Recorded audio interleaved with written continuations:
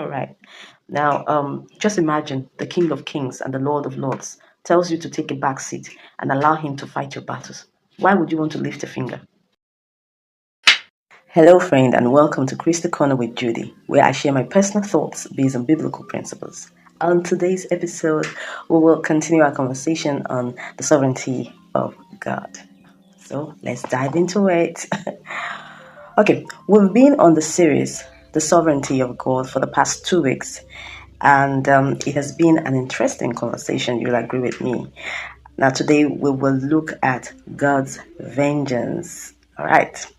The concept of sovereignty is not just about freedom from external control, it also emphasizes rules and regulations and restrictions that the sovereign entity places on the people it rules.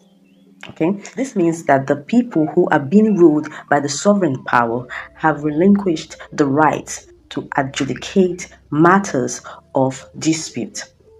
Okay, for this to happen, the people must trust that the sovereign power has the capacity, wisdom to give both sound and just judgment. They must trust the justice process. Okay? Those who are part of God's government believe that He is a just judge. They ascribe greatness to their God, the rock.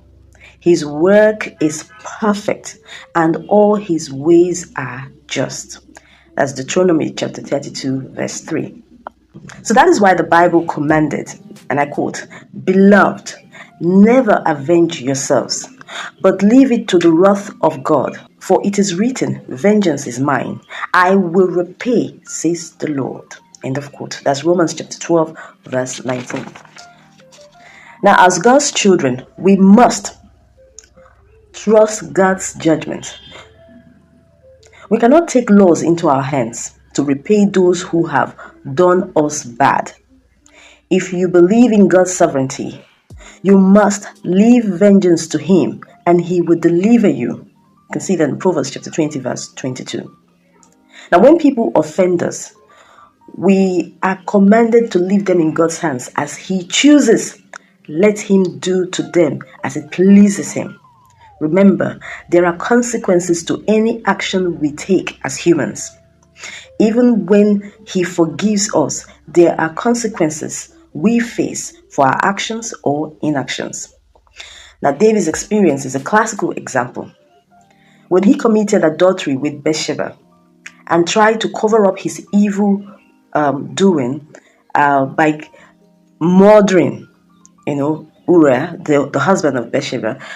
You know the story, right? Okay, so Uriah had to go for a battle, and King David commanded his general to ensure that Uriah was placed at the hottest part of the battle, so that definitely he would have been killed. So, in other words, you could say that David actually masterminded the killing of Uriah. So then after all of this, he begged for forgiveness when Prophet Nathan confronted him. He begged for forgiveness, and God did forgive him. But his judgment was that the baby, which was the product of the adultery, would die. Even though David asked that his own life should be taken instead. And God went on to say that the sword will not depart from David's household.